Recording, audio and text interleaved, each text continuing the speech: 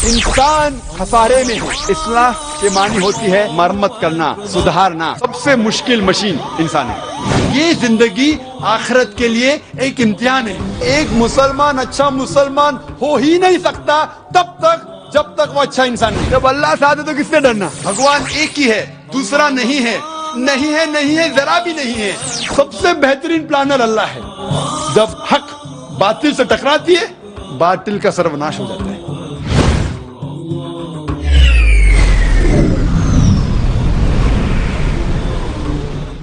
اقرأ أخيها ورتل القرآن اصبح بصوتك اسمع الأكوان اقرأ كلام الله داوي نفوسنا لنحس في أعماقنا الإيمان فؤاد كالحجارة قسوة فإذا وعى القرآن حين لانا كم من فؤاد كالحجارة قسوة.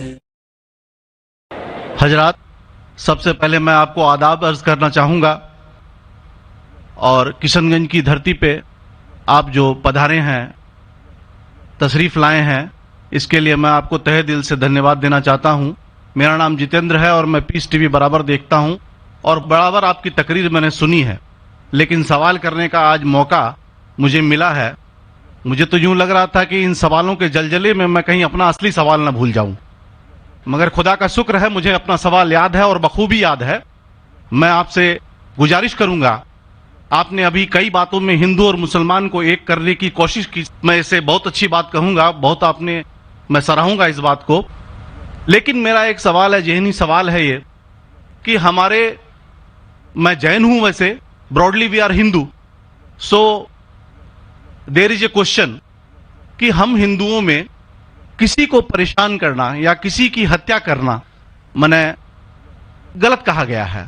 ये मजहब इसकी इजाजत नहीं देता और जहां तक इस्लाम से मेरा ताल्लुक है और इस्लाम की मुझे जो तालीम है और जानकारी है, उनके अनुसार बेगुनाहों का कत्ल इस्लाम में भी वर्जित है। इस्लाम कहीं भी किसी भी सूरत में बेगुनाहों को कत्ल करने की इजाजत नहीं देता। अगर आप मेरे सवाल का बखूबी और मेरे जहन में जचने वाला सवाल है ये जवाब दे दें तो मैं भी आपका मुरीद बन जाऊंगा। यूं तो मुरीद हुई ही, लेकिन फिर मुरीद बन जाऊंगा कि इंसानों को सबसे ऊंची श्रेणी में रखा गया है जहां तक मैं जानता हूं। और मैं जब करीब अपने कई मुसलमान इंटेलेक्चुअल्स दोस्तों से सवाल करता हूं कि सब कुछ मिलता है मगर आप बलि क्यों देते हैं, आप वध क्यों करते हैं, तो उन्होंने कहा कि ये चीजें मुसलमानों को इस्तेमाल के लिए दी गई है। मैं इस पे क्लियरिफिकेशन चाहूंगा साहब का, आपका क्लियरिफिकेशन चाहूंगा। मैं इस सवाल का जवाब चाहूंगा आपसे। वालेकुम अस्सलाम भाई साहब, आपके सलामती हो। वैसे में सवाल किया है कि वो पीस टीवी माशाअल्लाह काफ़ी वक्त से देख रहे और वो कहते हैं कि हर मज़हब में कहा गया है कि कत्ल करना, इंसान की जान लेना गलत है, हराम है। हिंदू मज़हब में कहा गया है और इस्लाम में भी जैसे उनकी जानकारी सही है कि बेगुनाह का कत्ल करना हराम है। ये पूछते हैं कि बलि कहाँ तक सही है। बलि का मतलब मैं आपसे पूछना चाहता हूँ कि आप ये पूछना चाहते, मतलब जैसे हम लोग कुर्बानी के टाइम में, मेरा यही सवाल है, जाती सवाल यही है मेरा। अगर इस सवाल का जवाब देंगे तो मैं तो आपका मुरीद हूं, लेकिन फिर से और पक्का मुरीद बन जाऊंगा।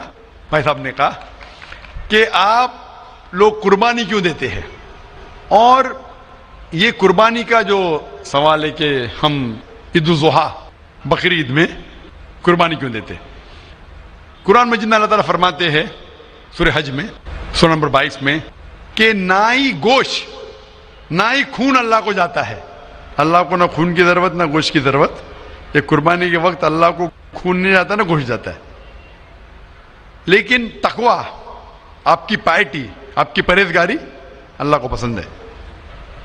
आप अगर देखेंगे कि ईद उल जुहा के बारे में क्यों हम कुर्बानी करते हैं और वाकया जानेंगे इब्राहिम अलैहिस्सलाम का कि इब्राहिम अलैहिस्सलाम को अल्लाह सुब्हाना व तआला ने, उस वक्त बुत परस्ती बहुत आम थी, बुत परस्ती बहुत आम थी اور قربانی انسانوں کی بہت عام تھی، اور ہندوستان میں بھی عام ہے آج بھی ہندوستان میں کئی دیگر مذاہب میں لڑکیوں کی قربانی دی جاتی ہے، بچوں کی بلی دی جاتی ہے کہ آپ چھوٹے بچے کا قتل کرو، عورت کا قتل کرو، بلی دے جاؤ اور بھگوان خوش ہو جائیں گے. کئی جگہ الحمدللہ مسلمان میں نہیں ہے.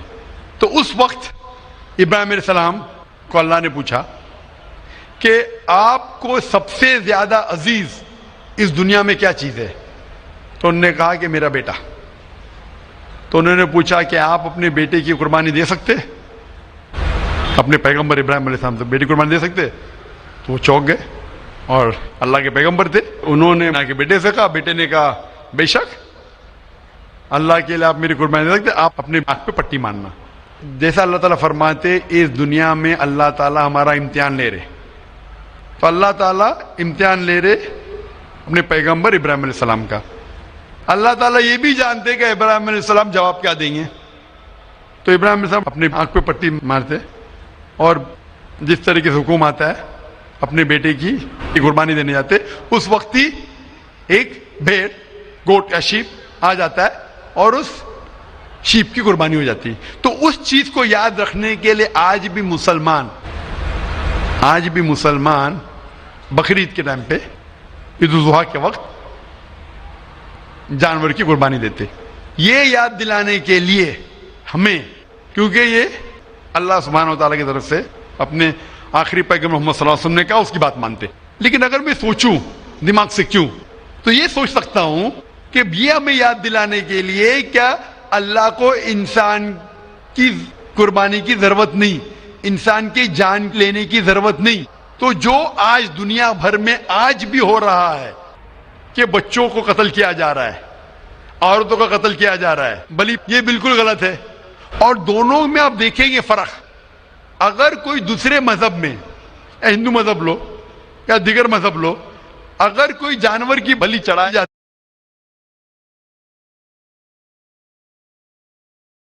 ہے تو ادھر ہی رکھ دیا جاتا ہے، سر وہ فضول ہو جاتا ہے. ہو سکتا ہے کبھی کوئی چپکے سے آ کے کھا لے. اسلام میں جب قربانی دی جاتی ہے عید الاضحیٰ کے ٹائم پہ، سب سے پہلے جو میں کہہ رہا ہوں کہ میری منطق یہ سمجھ سکتی ہے کہ ہمیں یہ یاد دلا رہے کہ انسانوں کی بلی چڑھانا حرام ہے. اور جب ہم یاد دلاتے اور جب بکرا کاٹتے یا جو بھی کاٹتے جانور، اس وقت جب ہم کاٹتے ہم اللہ کا نام لے کے کاٹتے. اور جو بھی جانور کی قربانی دیتے اس کے 3 حصے کر سکتے. ایک حصہ ہم خود رکھ سکتے، خود کے استعمال میں لا سکتے، ایک 3 حصہ. دوسرا حصہ ہمیں ہمارے رشتہ دار میں بانٹنا چاہیے، اور تیسرا حصہ غریبوں میں بانٹنا چاہیے. جب قربانی دے رہے ہم اس جانور کا استعمال کر رہے. جانور کھانا الاؤڈ ہے کیا نہیں وہ ایک الگ بحث ہے، جس کے اوپر آپ پوچھے تو وہ جواب الگ ہے کہ جانور کھانا صحیح ہے کیا غلط ہے، وہ ایک الگ ڈیبیٹ ہے جو ہم ابھی نہیں. اگر آپ پوچھنا چاہیں تو اگلا سوال پوچھ سکتے. ایک تیسرا حصہ ہم استعمال کر رہے، ایک تیسرا حصہ ہم دوستوں میں بانٹ رہے ہمارے رشتہ دار میں، اور تیسرا حصہ ہم غریبوں میں بانٹتے. تو ان میں غریبوں کا فائدہ ہو رہا ہے، نہ فضول خرچی ہو رہی ہے، اور یاد دلایا جاتا ہے کہ انسانوں کا قتل کرنا غلط ہے. تو یہ اچھی چیز ہے. جب بلی جیسا دیکھے باقی مذاہب میں کیا ہو رہا ہے، انسانوں کا قتل کیا جاتا ہے، بالکل حرام ہے. اس کے علاوہ جب جانور کا بھی قتل کرتے وہ جانور فضول خرچی میں جاتا ہے. اسلام میں ہمیں یاد دلایا جاتا ہے، اور قرآن مجید میں لکھا ہے سورہ مائدہ سورہ 5 آیت نمبر 1 میں، اور سورہ نحل سورہ نمبر 16 آیت نمبر 5 میں، کہ جو جانور آپ کے لیے حلال ہے وہ کھا سکتے، جو چوپایا ہے. خالی وہ جانور مت کھاؤ جو آپ کے لیے حرام ہے، جو حلال ہے وہ کھا سکتے. تو یہ کھانے کے لیے ہمارے لیے خوراک ہے. تم قربانی کے وقت نہ کچھ ضائع کر رہے، نہ پیسے کی بربادی کر رہے. ہمیں یاد دلایا جاتا ہے کہ نہ خدا کو گوشت جاتا ہے، نہ خدا کو خون جاتا ہے، خدا کو تقویٰ جاتا ہے. ہمارا تقویٰ، ہم کتنے پرہیزگار ہیں. اور ساتھ ساتھ اس کا استعمال ہوتا ہے. ایک تیسرا حصہ میں کھاتا ہوں، رشتہ داروں میں بانٹتا ہوں، اور آخری تیسرا حصہ میں بانٹتا ہوں غریبوں میں. تو اس سے فائدہ ہوتا ہے. تو اس میں کیا غلط ہے؟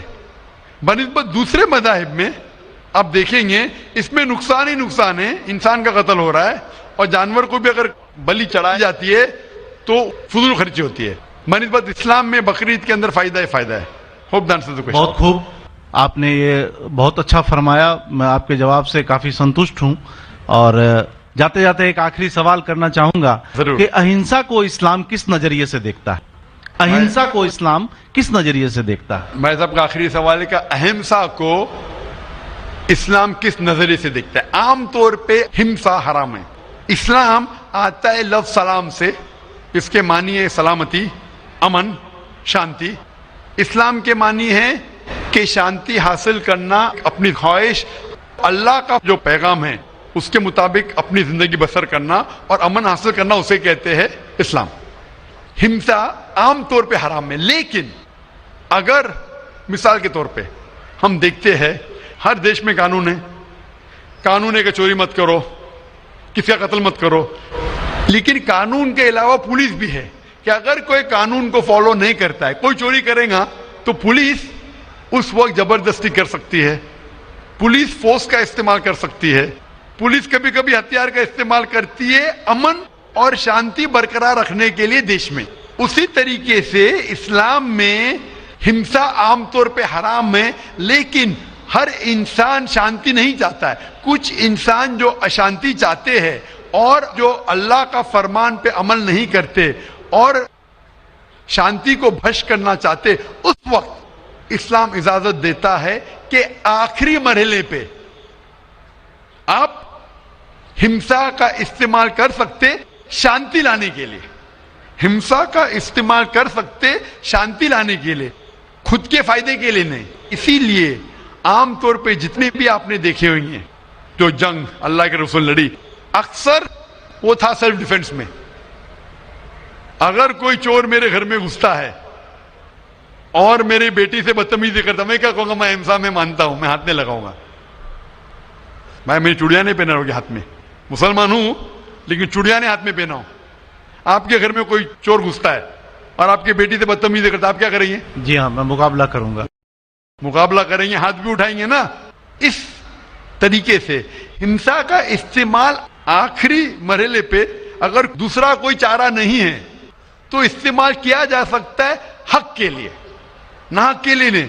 दूसरे को तकलीफ पहुंचाने के लिए गलत है, दूसरे का माल हड़प करने के लिए हराम है, लेकिन खुद के बचाव के लिए या अमन हासिल करने के लिए हिंसा का इस्तेमाल किया जा सकता है। लेकिन असल में इस्लाम आता है लफ्ज सलाम से, जिसके मानी है सलामती, अमन, ताकि दुनिया में सलामती पहुंचे। बहुत खूब, बहुत अच्छा लगा आपको सुन के। फिर एक बार मैं अब तहे दिल से आपका शुक्रिया अदा करना चाहूंगा। चाहता हूं कि आप खुदा हाफिज। एक खुदा में मानते हैं? मैं एकदम एक खुदा को नहीं, मैं अपने अंदर में बैठे ब्रह्म को मानता हूं। मेरी अपनी अलग सोच है। मैं किसी मंदिर में नहीं जाता हूं, ये बात नहीं है, जाता हूं, लेकिन मेरी अपने अंदर की आवाज है कि इंसानों की खिदमत करो, इंसानों की इज्जत करो और भटके हुए को राह दिखाओ। मेरा भी यही है। और मैं किसी इंसान में, हिंदू हो चाहे मुसलमान, मैं इस खुले मन से आगाज करता हूं। मैं किसी से भी भेदभाव न आज तक किया है, न कभी जिंदगी में करूंगा। मेरे लिए इंसान जो पैदा किया है वो ऊपर वाले ने, वो सभी एक है और एक रहेंगे। आपने फरमाया कि इंसान की खिदमत करना चाहिए, इंसान की मदद करना चाहिए, लेकिन मैं ये पूछना चाहता हूं कि आप एक खुदा में मानते हैं? आपने कहा, मैं ये पूछना चाहता हूं, आपने तकरीर सुनी मेरी पीस टीवी पे, आप मानते हैं कि मोहम्मद सल्लल्लाहु अलैहि वसल्लम आखिरी पैगंबर है?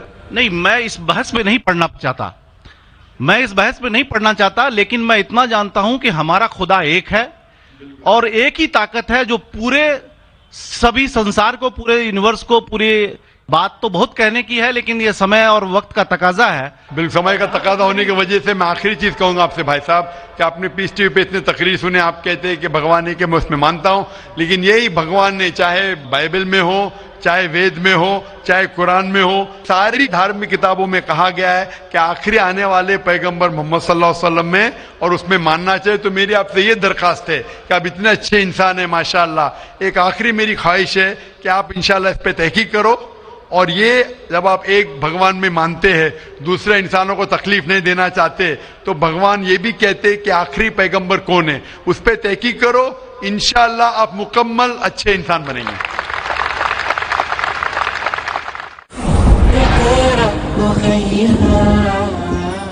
माइक नंबर 2 की तरफ, वहां पर अगर कोई गैर मुस्लिम भाई मौजूद हैं तो सवाल कर सकते हैं। हाँ, मैं राजेश कुद्दर बोल रहा हूँ। मैं इंजीनियरिंग स्टूडेंट हूँ। میں آج اپنے آپ کو بہت پراؤڈ فیل کر رہا ہوں کیونکہ میں آج ڈاکٹر ذاکر صاحب کے سامنے کھڑا ہوں.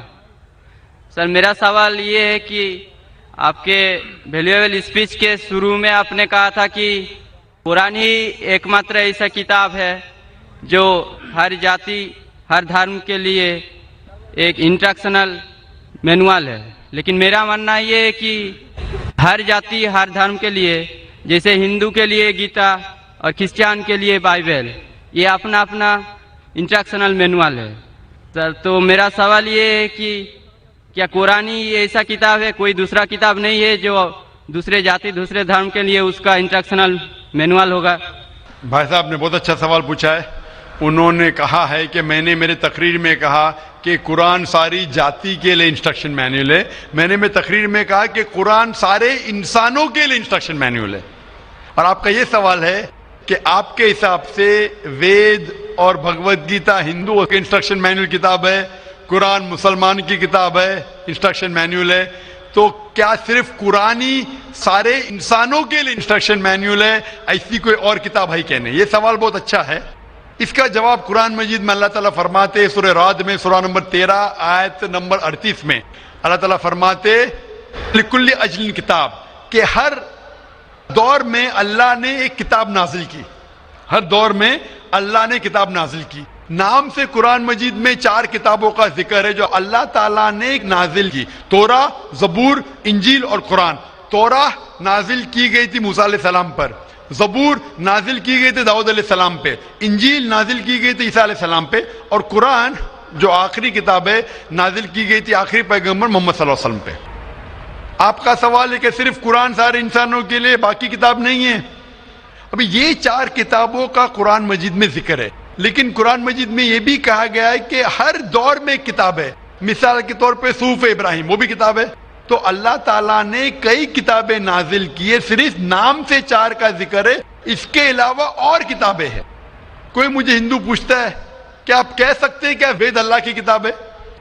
میں کہتا ہوں کہ قرآن مجید میں نام سے وید کا ذکر نہیں ہے, تو میں یہ نہیں کہہ سکتا ہوں کہ وید اللہ کی کتاب ہے. میں یہ کہہ سکتا ہوں ہو سکتا ہے, میں نہیں جانتا, ہو سکتا ہے وید اللہ کی کتاب ہے, ہو سکتا ہے نہیں ہے, کیونکہ قرآن مجید میں اس کا ذکر ہے. میں 100% نہیں کہہ سکتا ہوں کہ یہ ہے, لیکن میں یہ جانتا ہوں کہ جتنی بھی کتابیں قرآن مجید کے پہلے نازل ہوئے وہ صرف اپنے لوگوں کے لیے تھی اور ہدایت تھی ایک وقت کے لیے.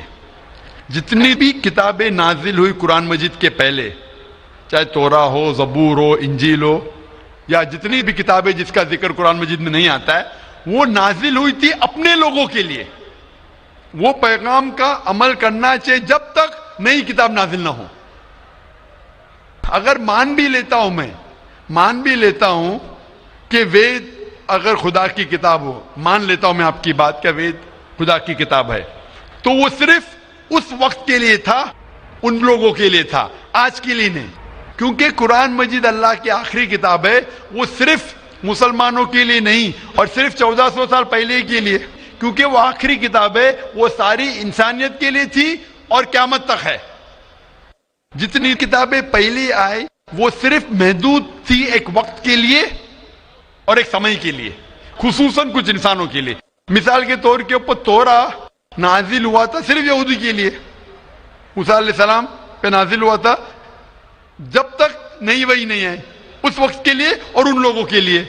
آج کیونکہ قرآن مجید آخری کلام ہے, وہ صرف مسلمانوں کے لیے نازل نہیں کیا گیا تھا, صرف عربوں کے لیے نہیں لیکن سارے انسانوں کے لیے. اور جو قرآن مجید کا پیغام ہے وہ صرف 1400 سال پہلے کے لیے نہیں ہے, وہ قیامت تک کے لیے. اسی لیے اگر میں مان بھی لیتا ہوں وید خدا کا کلام تھا, وہ صرف اس وقت کے لیے تھا, اور جتنے بھی اللہ کے کلام جو قرآن مجید کے پہلے آئے وقت کے دوران ان میں ملاوٹ ہونے لگی. آج آپ تحقیق کریں گے جتنی مذہبی کتاب قرآن مجید کے علاوہ سبھی مذہبی کتاب میں ملاوٹ ہے, اس میں کنکوکشن ہے, فیبریکیشن ہے, بہت ملاوٹ ہے. مثال کے طور پہ مہابھارت پڑھتے ہیں جو کہتے ہیں پنڈت کہ مہابھارت سب سے پہلے کہا گیا تھا, ارجن کے گرینڈ سن نے کہا تھا, اس وقت 8000 شلوک تھے. یہ کہانی دہرائی گئی जनरेशन के बाद जनरेशन। फिर महाभारत में हो गए 24,000 श्लोक, आज महाभारत में लाख श्लोक है, तो इसमें मिलावट होने लगी।